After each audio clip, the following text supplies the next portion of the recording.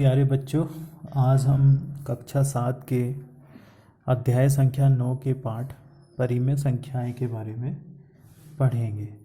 इसमें परिमेय संख्याओं को जानने से पहले हम सबसे पहले ज्ञात करेंगे या जानेंगे कि प्राकृतिक संख्याएं क्या होती हैं। प्राकृतिक संख्याएं या प्राकृत संख्या। प्राकृत संख्याओं से क्या मतलब होता है बच्चों? इसकी एक परिभाषा तो यह होती है कि वह संख्याएं जो गिनने में प्रयोग हों। जैसे अगर किसी बच्चे से उसकी कक्षा के विद्यार्थियों को गिनने के लिए कहें तो वह उसको 1 से गिनना स्टार्ट करता है, 1 2 3 4 जितने भी बच्चे होंगे। या किसी सामान को गिनने के लिए कहें तो ऐसी संख्याएं जिसका प्रयोग हम गिनने के लिए करते हैं प्राकृतिक संख्याएं कहलाती हैं। प्राकृतिक संख्याएं जो होती हैं बच्चों वह 1 से प्रारंभ होती हैं। इनको इंग्लिश में काउंटिंग नंबर या नेचुरल नंबर भी कहते हैं। तो प्राकृतिक संख्याओं की परिभाषा होती है वह संख्याएं जिनका प्रयोग हम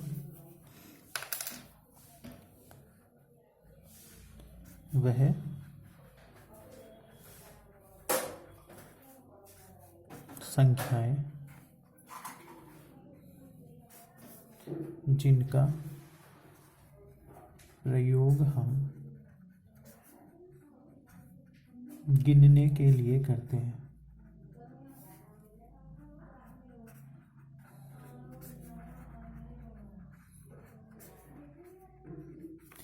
प्राकृत या प्राकृतिक संख्याएं कहलाती हैं। जैसे इसका उदाहरण लिखते हैं। गिनना तो हमेशा 1 से स्टार्ट करते हैं।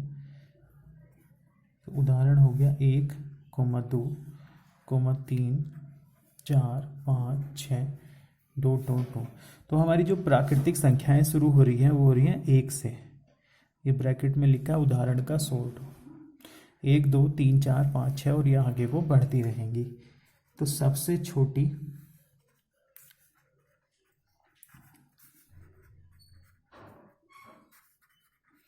प्राकृतिक संख्या, तो सबसे छोटी तो वही होगी जहां से संख्या लिखनी हमने शुरू की है, तो वो है 1।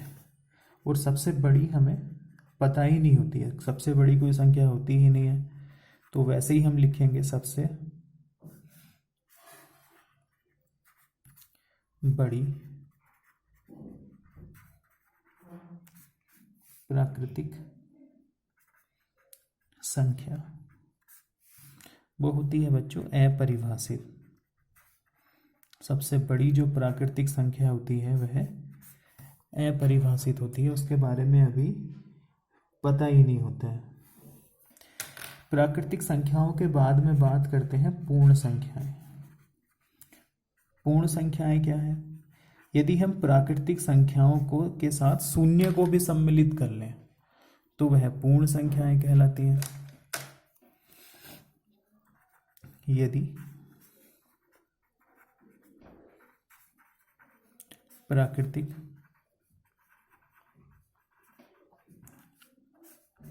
संख्याओं के साथ शून्य को भी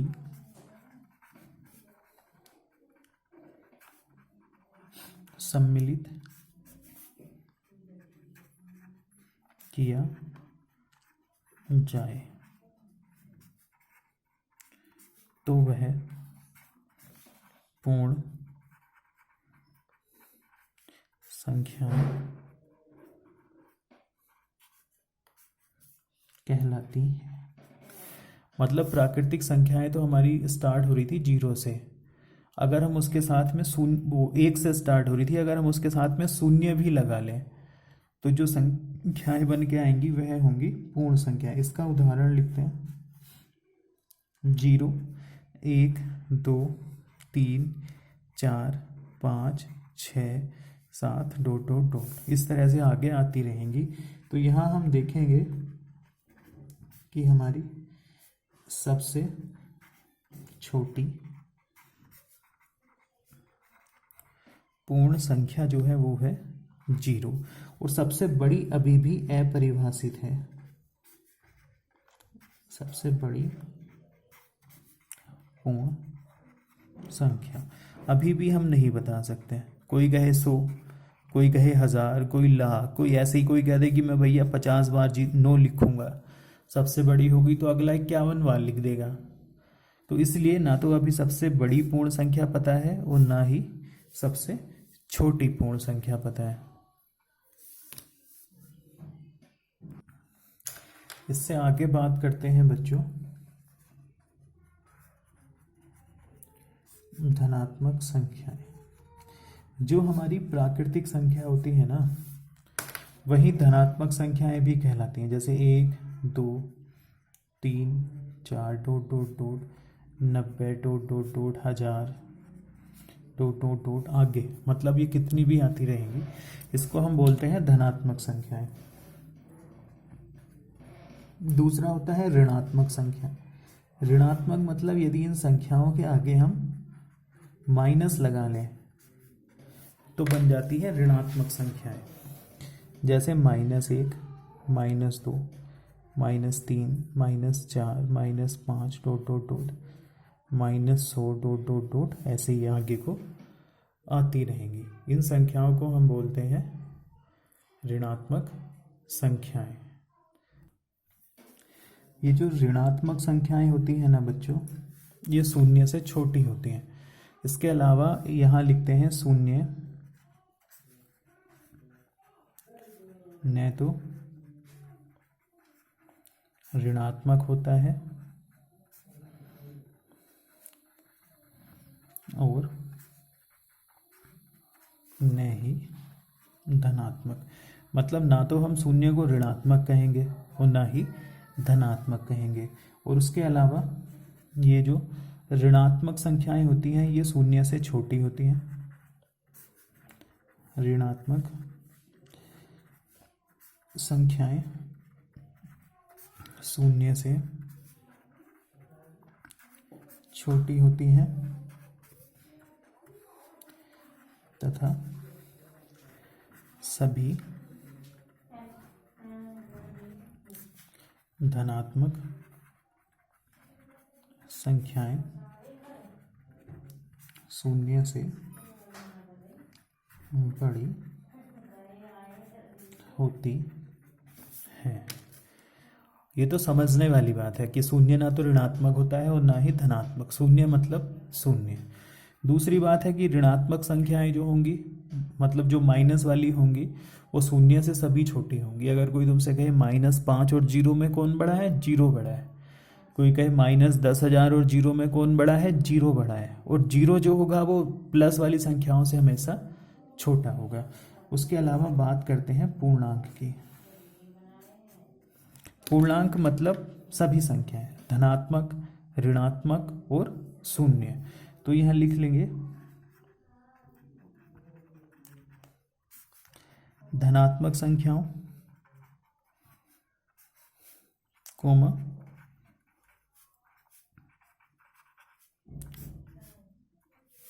ऋणात्मक संख्याओं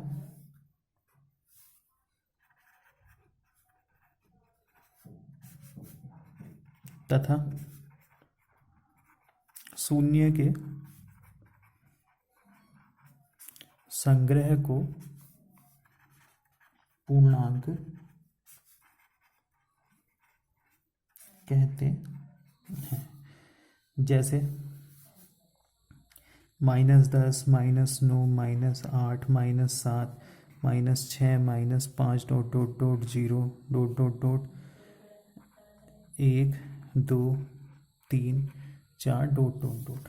तो ये जितनी भी संख्याएं हैं ये सब पूर्णांक कहलाते हैं। अगर कोई हम माइनस की संख्या ले लेंगे तो उसे कह देंगे ऋणात्मक पूर्णांक, और प्लस की संख्या ले लेंगे तो उसे कह देंगे धनात्मक पूर्णांक। बस इतना अंतर होगा। अगर माइनस की संख्या लेंगे तो ऋणात्मक पूर्णांक, प्लस की संख्या लेंगे तो धनात्मक पूर्णांक। बस इतना ही है। अब इससे आगे पढ़ते हैं बच्चों परिमेय संख्याओं को, कि परिमेय संख्या किसे कहते हैं। अब बात करते हैं बच्चों परिमेय संख्याओं की। तो परिमेय संख्याएं क्या होती हैं? वह संख्याएं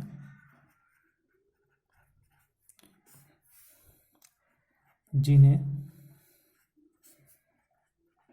हम P/Q के रूप में लिखते हैं, जहां P और Q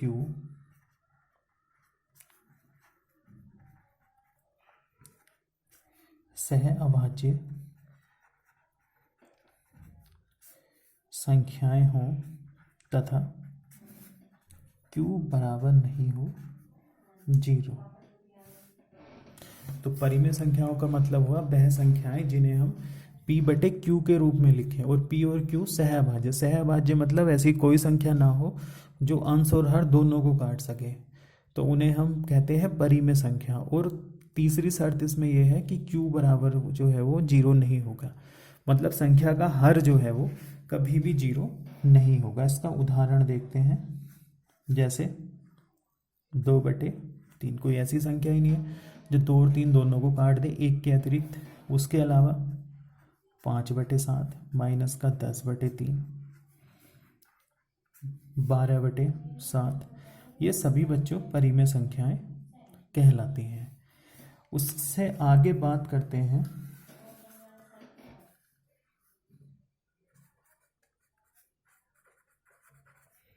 धनात्मक एवं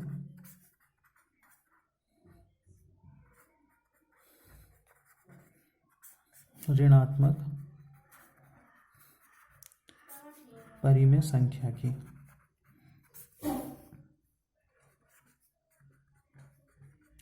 तो धनात्मक परिमेय संख्या क्या होती है?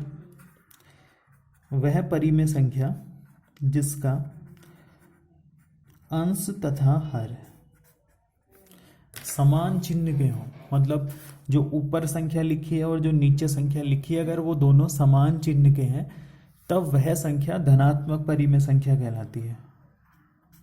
वह परिमेय संख्या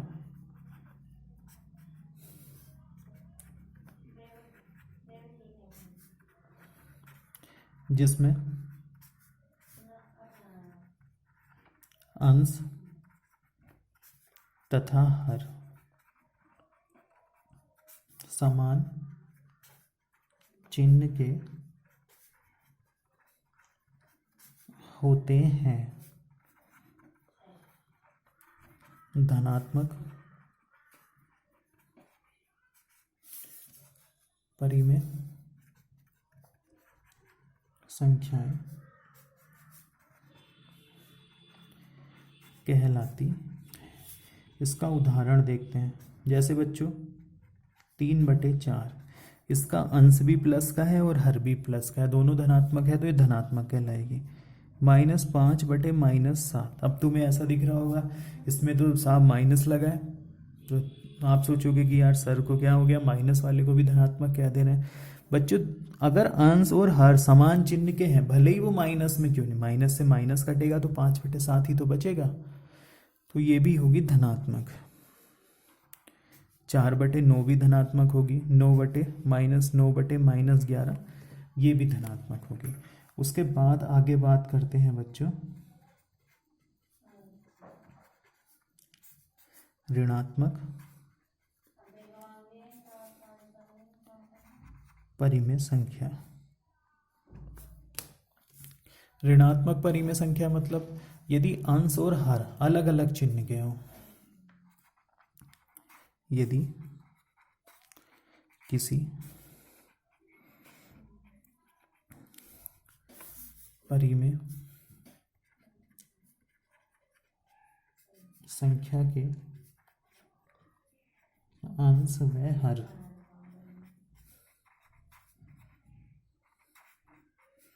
विपरीत चिन्ह के हों तो वह ऋणात्मक परिमेय संख्या कहलाती है। इसका उदाहरण जैसे -4/3, -2/3, -6/7 और 3/-4। यहाँ देखो, यहाँ हर अंश माइनस में है, हर प्लस में, इसलिए ये ऋणात्मक है। यहाँ भी ऐसे ही है, यहाँ भी ऐसे ही। यहाँ अंश प्लस है तो हर माइनस है, इसलिए हम कहेंगे इसको ऋणात्मक परिमेय संख्या। बच्चों आगे बात करते हैं समतुल्य परिमेय संख्याएं। तो समतुल्य मतलब वह परिमेय संख्याएं समतुल्य कहलाती हैं यदि हम परिमेय संख्याओं को न्यूनतम रूप में लिखें। न्यूनतम रूप मतलब कि उसके अंश और हर को तब तक काटते रहें जब तक अंश तथा हर के मध्य कोई दूसरी एक के अतिरिक्त कोई भी उभयनिष्ठ गुणनखंड ना हो या उभयनिष्ठ विभाजक ना हो। मतलब ऐसी कोई भी संख्या अंश और हर के मध्य ना बचे जो उनको काट सके। और तब ऐसी संख्याएं जिनका न्यूनतम रूप एक सा दिखे, उन्हें हम समतुल्य परिमेय संख्याएं कहते हैं। तो वह परिमेय संख्याएं जिनका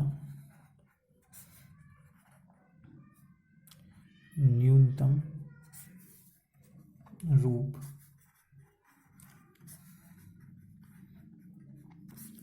एक समान होता है,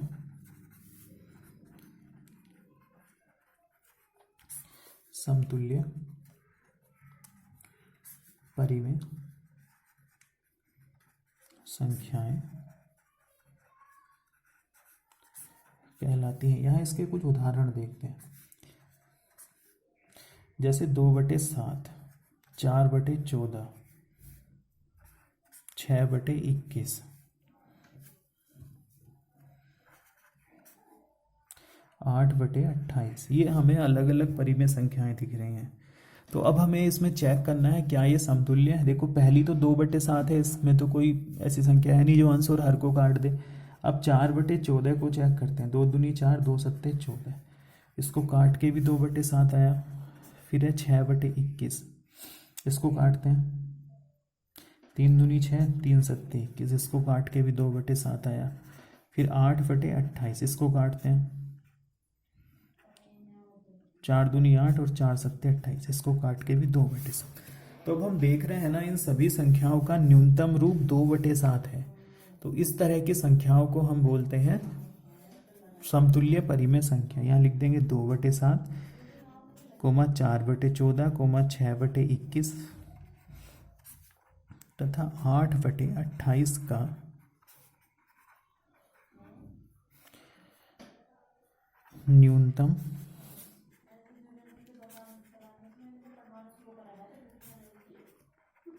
न्यूनतम रूप समान है। अतः ये समतुल्य परिमेय संख्याएं कहलाती हैं। ये है बच्चों समतुल्य मतलब कि अगर हम उन संख्याओं को काटें तो उनका न्यूनतम रूप एक सा दिखना चाहिए। बच्चों आगे है मानक रूप। मानक रूप मतलब परिमेय संख्याएं मानक रूप में कहलाती हैं। कब कहलाती हैं? यदि उनका हर जो है वो धनात्मक हो तथा अंश तथा हर में एक के मध्य कोई भी सार्वगुणनखंड ना हो।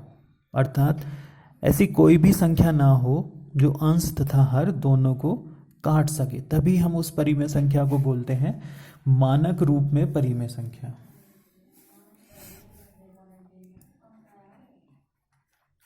कोई परिमेय संख्या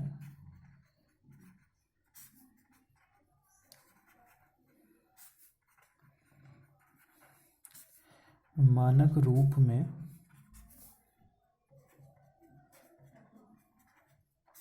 परिमेय संख्या कहलाती है यदि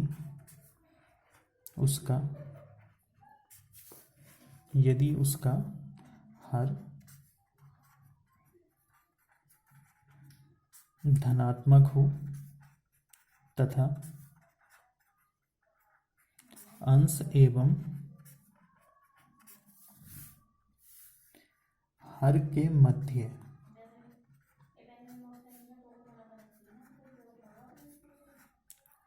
एक के अतिरिक्त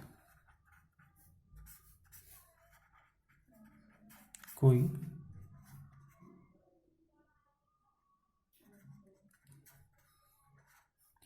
उभयनिष्ठ गुणनखंड या विभाजक ना हो। इसका उदाहरण लिखते हैं, जैसे 2/3। बच्चों देखो, यहाँ सबसे पहली बात हमने कही थी कि वह न्यूनतम रूप में होनी चाहिए। हर जो है वो धनात्मक होना चाहिए। इसका हर 3 है, धनात्मक है। दूसरा, इनमें एक के अतिरिक्त कोई भी उभयनिष्ठ गुणनखंड नहीं है, मतलब ऐसी कोई संख्या नहीं है जो 2 और 3 दोनों को काट सके। उसके अलावा -4/7 इसमें है क्या, हर। अंश नहीं देखना है, हर देखो धनात्मक है, ठीक है। क्या कोई ऐसी संख्या है जो अंश और हर को काट दे?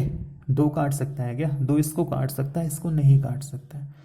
तो सिर्फ एक ही ऐसा गुणनखंड है, क्या है वो? 1।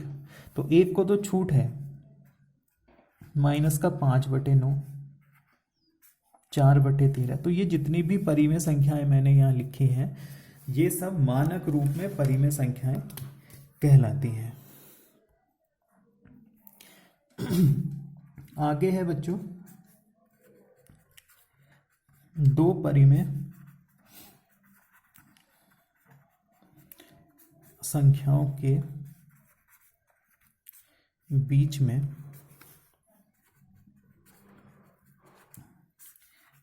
परिमेय संख्याएं। तो इसके बारे में हम थोड़ा बता देते हैं। 2 परिमेय संख्याओं के बीच में बच्चों हम कितनी भी परिमेय संख्याएं ज्ञात कर सकते हैं। अगर प्रश्न में हमसे वो कहे कि 2 परिमेय संख्या बताओ, तो हम 2 बताएंगे। 4 कहेगा तो 4 बताएंगे। 10 कहेगा तो 10 बताएंगे। तो 2 परिमेय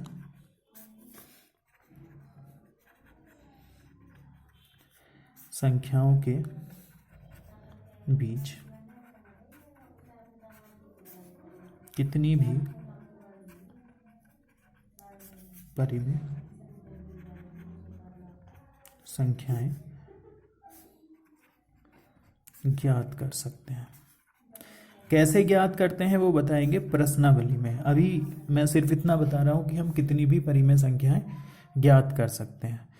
दूसरा, इससे आगे आता है संख्या रेखा पर निर्धारण। संख्या रेखा तो आप लोग जानते ही हो, हम लाइन खींचते हैं, बीच में 0 लगाते हैं और संख्या एक तरफ प्लस लिखते हैं, दूसरी तरफ माइनस, तो उसको संख्या रेखा बोलते हैं। तो बच्चों आज के वीडियो में इतना ही है। कल से इसका वीडियो बनाएंगे प्रश्नावली का, कि प्रश्नावली में हम किस तरह से प्रश्नों को हल करेंगे।